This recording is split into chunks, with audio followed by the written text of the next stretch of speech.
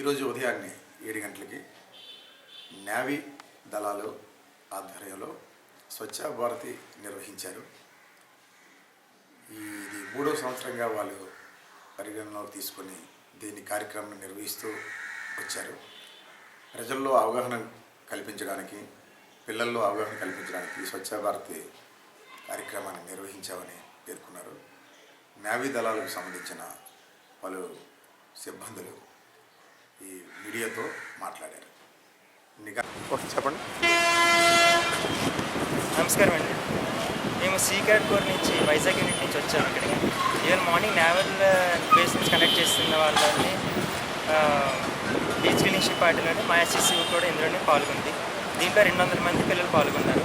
మాకు training officer వచ్చేసి CHN Krishna అంటే నేను, అండ్ కమాండింగ్ ఆఫీసర్ వచ్చేసి lieutenant commander Abbarnanda, is from Indian Navy. So ఈవేళ ఈ ప్రోగ్రామ్ మేము కండక్ట్ చేస్తున్నందుకు చాలా హ్యాపీగా ఫీల్ అవుతున్నాయి. అట్ ద సేమ్ అందరూ కూడా ఇలాంటి ప్రోగ్రాంలో పాల్గొంటూ అభివృద్ధి చెందాలని జీవీఎంసీ వారికి కూడా మేము కోరుతున్నాం. చెప్పండి.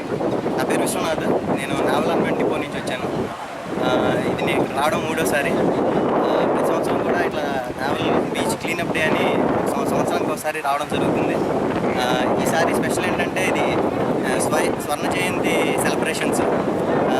చాలా సంతోషంగా ఉంది పార్టిసిపేట్ చేయడం. మా వీళ్ళందరూ కూడా మా డిపో నుంచే, మేమందరూ కూడా ఎంప్లాయీస్.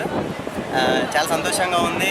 గవర్నమెంట్ స్వచ్ఛ భారత్ కార్యక్రమంలో భాగంగా ఈ రకంగా చేయడం చాలా హ్యాపీగా ఫీల్ అవుతున్నాం మేము. ఇలాంటి కార్యక్రమాలు ఇంకెన్నో చేయాలని మా యొక్క సహకారం.